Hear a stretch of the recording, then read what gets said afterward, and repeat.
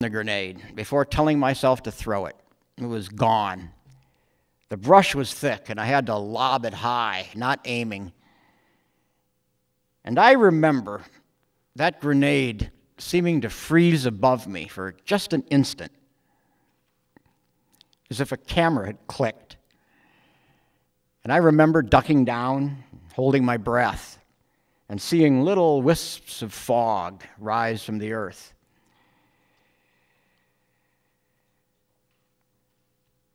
The grenade bounced once and then rolled across the trail. I did not hear it, but there must have been a sound, because the young man dropped his weapon and began to run, just 2, maybe 3 quick steps. Then he stopped and turned to his right and looked down at the grenade, tried to cover his head, but never did. It occurred to me then that he was about to die. I wanted to warn him. The grenade made a popping noise, not soft, but not loud either, not what you'd expect. And there was a puff of dust and smoke, a small white puff. And the young man seemed to jerk upward, as if pulled by invisible wires. He fell on his back. His rubber sandals had been blown off. He lay at the center of the trail, his right leg bent beneath him, his one eye shut, his other eye a huge star-shaped hole. For me, it was not a matter of live or die. I was in no real danger. Almost certainly the young man would have passed me by, and it will always be that way. Later, I remember my friend Kiowa tried to tell me it was a good kill. He told me I was a soldier. This was a war. That I should shape up and stop staring and ask myself what the dead man would have done if things were reversed. But you see, none of that mattered. The words were way too complicated. All I could do was gape at the fact of the young man's body. Even now, all these years later, I haven't finished sorting it out. Sometimes I forgive myself. Other times I don't. In the ordinary hours of life, I try not to dwell on it. But now and then, when I'm sitting in a room, or reading a newspaper, I'll look up and I'll see the young man coming out of the morning fog. I'll watch him walk toward me, his shoulders slightly stooped, his head cocked to the side. And he'll pass within a few yards of me, and then suddenly smile at some secret thought, and then continue up the trail to where it bends back into the morning fog. Well, why do I choose this little chapter to concentrate on in these final moments of my talk tonight? There are a bunch of reasons.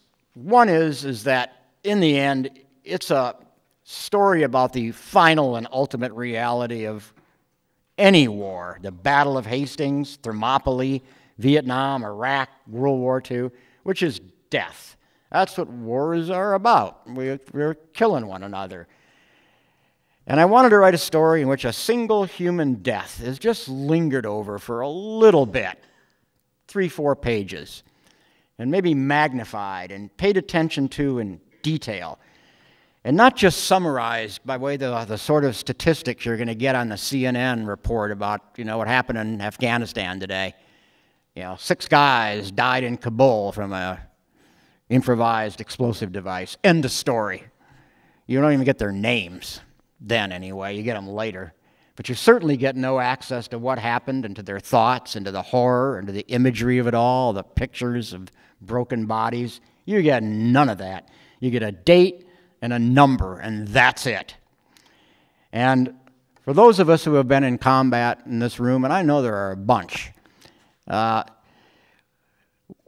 feels to me like a kind of disgrace. That we want to send our young men off to war, but we don't want to look at their bodies, and we don't want to pay attention to the detail. We want a number and a date and on to the economy. Or on to the latest political shenanigan.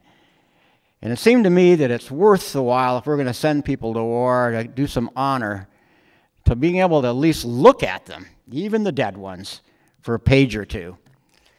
That's one reason I brought this story up tonight, but there's a more important reason, is that although that story made me tear up, even again for the 50th time I've probably read it in my life, and it did it again, it's not true. It didn't happen. I invented it. No trail junction, no star-shaped hole, no hand grenade, no slim, dainty young man. It's made up.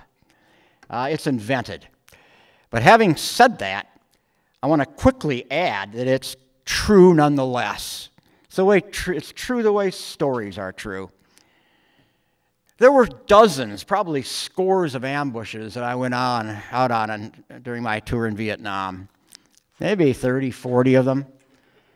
And this story is a way of compressing all that horror and all those late nights and all that violence. I mean, ambushes didn't work most of the time, but every fifth or sixth or seventh time, something bad happened. Usually to us, not the other side. We'd be out on ambush, but we'd get ambushed. But a way of taking all those now almost forgotten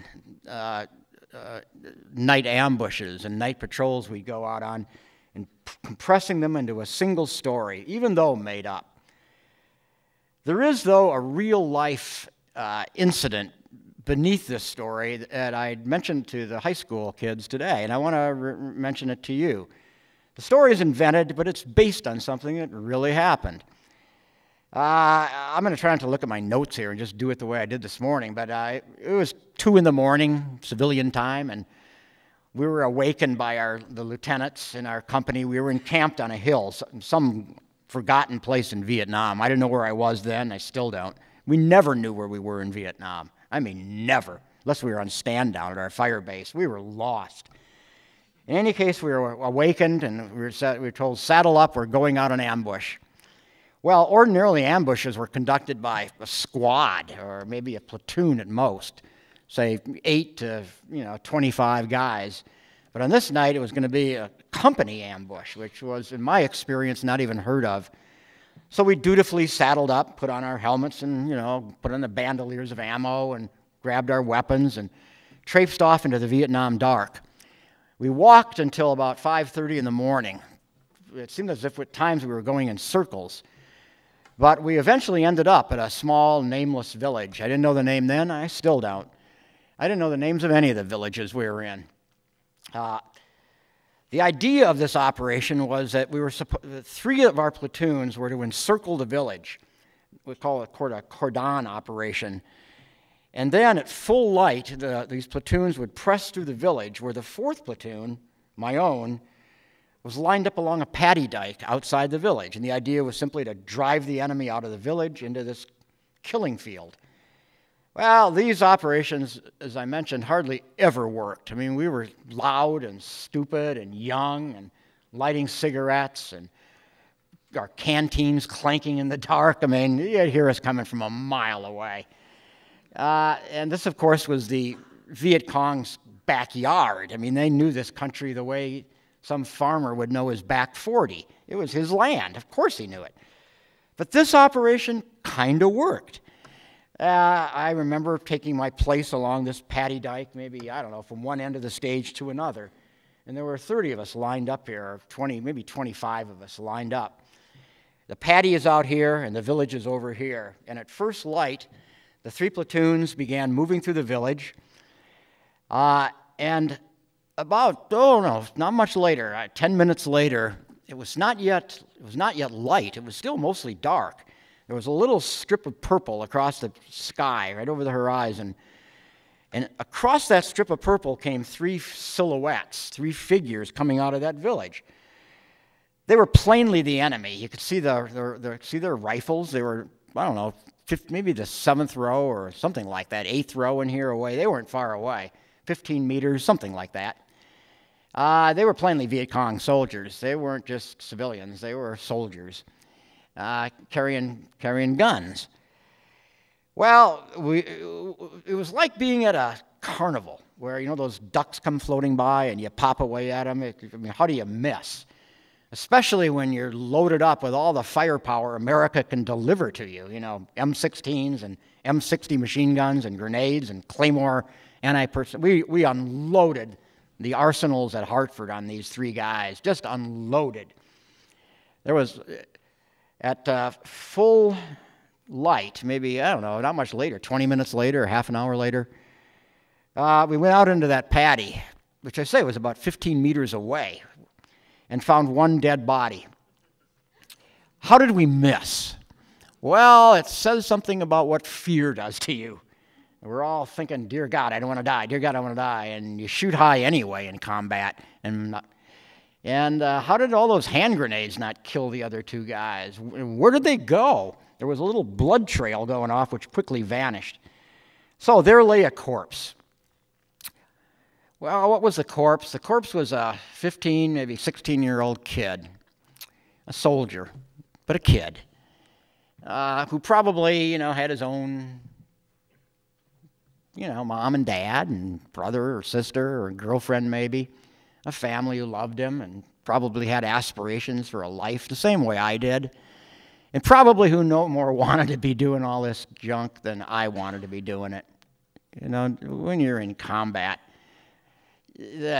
all you want is out. You know, I don't care what the cause is, you want out. Dear God, let me out. I didn't look at that body the way this character does in this story I just read to you. By that point in my life, I had seen way too many corpses. I'd been in Vietnam long enough to not want to look at any other unless I had to. But I did carry the memory of that kid's body from 15 meters away with me home from Vietnam, and I've been carrying it with me for all these decades later. I will never know whether a bullet from my weapon killed that kid. Beyond knowing. Can't be known. You can't see bullets striking people in a fight, in an ambush like that. Everybody was shooting. And it's beyond knowing. But in a story, I can take responsibility for that kid's death. In a story, I can put a face and a posture, those stooped shoulders and that head cocked to the side, on a human death, even the death of an enemy soldier, who for some odd reason didn't feel, the word enemy didn't seem to apply very much as he lay out in that paddy. He just looked like a dead kid. And yeah, he probably would have been shooting at me and trying to kill me. There's no doubt about that, just as I shot at him and tried to kill him. But when it's over, as any combat veteran will tell you, has been through this nightmare we call war, that so-called word enemy is meaningless. It's a dead human being lying there, and you feel responsible for it. Sometimes in noble ways, and sometimes in very ignoble ways. But whatever way, that kid's corpse has been in my head ever since. And through that story, I've tried to put a face on this incredible faceless grief we all carry with us who have come back from combat. Time has a way of erasing it all, especially when 40 years go by. And I think it does for all of us in our lives. What do you remember about what happened to you today? And what will happen tomorrow when you try to remember today? And then a week from now or a year from now? Time erases our lives as we live them, by and large. It just eradicates. Your own life is lost with each breath you take. Yeah, we're left with little snapshots of memory, sometimes vivid, sometimes pretty tattered and faded. Well, Vietnam for me now is a pretty tattered and faded bunch of memories, and the stories and the things they carried are kind of all I have left, even though most of them, almost all of them, are the product of my imagination. They're still rooted in a real war I once trudged through. I've told you the story tonight of a person I used to be, in a way. Kid drafted, thinking about Canada, ending up in a war, serving in the infantry, getting wounded, and then finally coming home. In a way, it feels as if I'm talking about a ghost, a life I didn't even lead, and yet no, I did. When I give talks like this, there's this feeling at the end of every talk, and I've got it again, and I'll tell you what it is. There's a feeling of, I'm speaking for all the people who didn't come home, my fellow soldiers, a kid named Chip Merricks who was blown into a hedgerow by a booby-trapped 105 round, and a kid named Tom Markunis from Brooklyn who was blown up a day or two later also by a landmine. But not just my fellow soldiers, speaking for, I feel as if they're out in the audience. But it's not just them who's out in that audience. It's as if, LBJ is out there, and Nixon's out there, and Jane Fonda, and Barbarella, and Mayor Daley, and Ho Chi Minh. They're all out there. The ghosts of that life I had 40 years ago. And part of my job as a writer is in a way to do honor to all of us who lived through that period in American history, but also to do honor to those who are going through it today, right now, as we're sitting here. They're over there in Iraq or Afghanistan, going through wars that are not all that different from the war I went through. Who's your enemy? Who's your friend? Who do you shoot at? They're not in uniforms. There's no front. There's no rear. It's all upside down and scrambled. What do you do when you get a bunch of guys blown up by IEDs, as they're now called?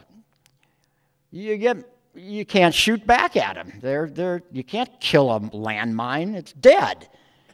And all the frustrations and anger that comes out as a result of what do you shoot back at and how do you win? And what is your mission? In Vietnam, that military word mission was just meaningless. We didn't have any mission except maybe to be targets for the enemy. We didn't even know where we were going. And we certainly didn't know why we were going where we were going. Nobody told us that. And once we got there, we didn't know what to do. You frisk old women and old men, and you say UVC, but they can't speak English, so they don't even answer you. Then you get angry at that. And then people get blown up. And then you leave the village and you come back a week later. Then you come back another week later. Then 3 weeks later. Then a month later. Same village, doing it all over again. All the meanings with which we try to impose on a war, mission, and a sense of purpose and destination.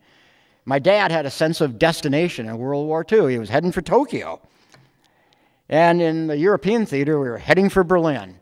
But in Vietnam, we did not have that.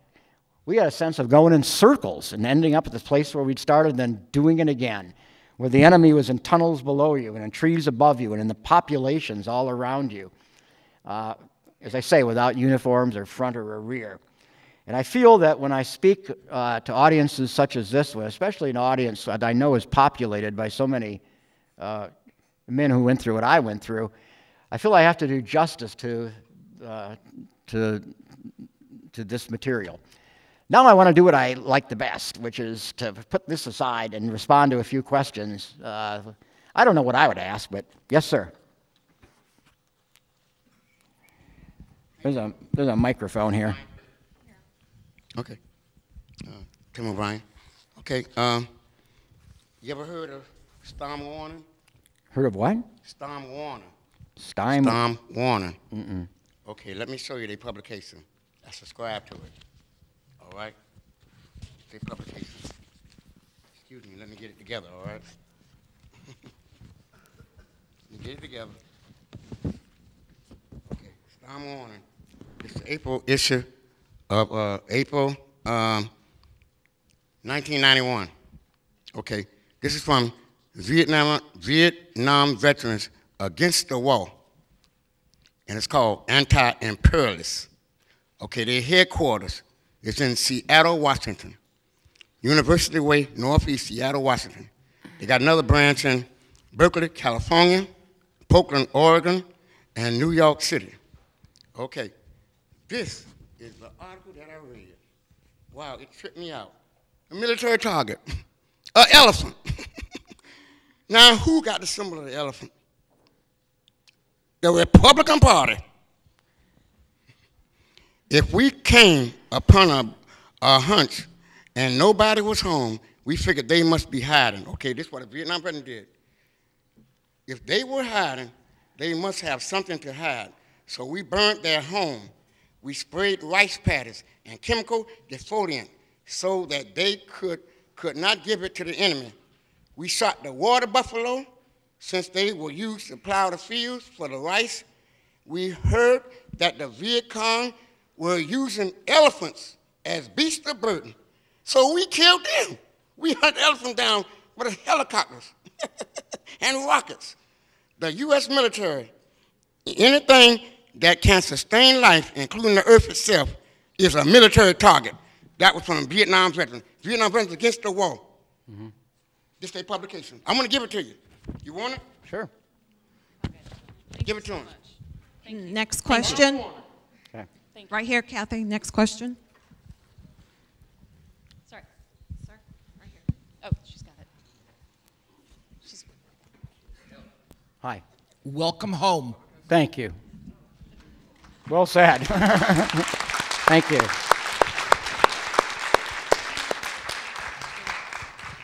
Long time a coming. Thank you for coming. What writers had the biggest influence on your style of writing and the way you deliver your stories? What writers will influence you? Well, there were so many. This is going to sound facetious, but I don't mean it that way. The Hardy Boys. Because there was a story. And as a kid growing up in southern Minnesota, I liked story. And you get a pretty well-known writer up here who's going to mention that. I don't think enough of them do. Whatever starts your reading, Alice in Wonderland, Tom Sawyer, or Larry the Little League, or in my case, a little bitty book called Timmy is a Big Boy Now. I was 6 when I read it. And it was a little picture book. I know it's still out there. No, it's called Busy Timmy, but the first line is, Timmy is a big boy now. There would be a picture of Timmy tying his shoes and Timmy going to school alone. And I remember reading that book thinking, how the hell does this author know so much about me? I mean, I took it really, really personally. Like, how does he know I can tie my shoes? Well, it meant the world to me. It started, whatever makes you first love a book. And then it went on to the real sources. It had to do with the American modernists in part, Fitzgerald and Hemingway, Dos Passos, Joyce. Then I began reading farther back, and I read a lot of a book called The Stranger, L'étranger by Camus. It made a huge impression on me as a writer early on. And then I read a bunch of the magical realists, books in which miracles happen. People remember the story about my dad sitting up from the dead? There's a story in The Things They Carried at the end, the last story about a little girl who died when I was in 5th grade. She contracted brain cancer in 4th grade, a real little girl. And the story is a story in which this dead little girl, who's been dead now for, 60 years? No, not that long, but close, 55 years, been dead a long time. But in my memory, she's still that little beautiful, slender, brown-skinned, black-haired little girl that appears in the story. That story would not have been possible. She comes alive in the story. Somebody asks her, what's it like to be dead? And she says, well, it's kind of like being in a book that nobody's reading. Except you've been up on this shelf for a long, long time in a dusty library. And then somebody comes by and takes you off the shelf, starts reading, and that's how memory works. Your dead father, all the people we carry who are now gone, they're on shelves in our heads. sometimes shelves in libraries. And that story wouldn't have been possible without these magical realists, Borges and Marquez and Latin American writers, and then you think of Lewis Carroll, and who I guess is a magical realist well before his time. And I was liberated by these people where I could have things happen in my books that probably aren't going to occur in the world we really live in, but they can occur in the world of dream, in the world of memory. So those are among the influences, and there are a boatload more. Yep.